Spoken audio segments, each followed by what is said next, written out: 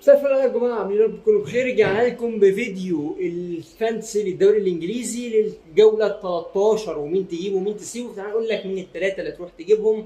اول ثلاثه هتجيبهم عندك وهم ثلاثه، وهم دوكو من السيتي، روجرز استون فيلا، والثالث وهو روتر من برايتون اللي ريسك شويه. مين تسيبه؟ اللي تسيبه هو ايزاك اللي سيء جدا مع ليفربول، صلاح اللي سيء وان هو يروح كمان كاس الامم، والتالت هو جو بيدرو مع تشيلسي. ثلاثة تستنى عليهم: ساكا ما بيعملش حاجة ولكن مش تستنى عليهم. بويمو استنى جولة جولتين وخلاص، اول ما يروح كاس الامم بيعه. والتالت وهو قدوس برضو اللي تستنى عليه. طيب مين بقى تكابتنه؟ عندك هالاند طبعا وسيمينيو وفولتميد، الثلاثة الاساسيين، وخصوصا سيمينيو ده اتاكد بس من تكابتنه ولا لا لو هو هيلعب. ثلاثة اللي تريسك عليهم في الكابتنة: تياجو اللي اون فاير مع برايتون، دوكو اللي حاسه هيعمل حاجة بصراحة في ماتش السيتي ده، الثالث وهو جاكبو مع ليفربول.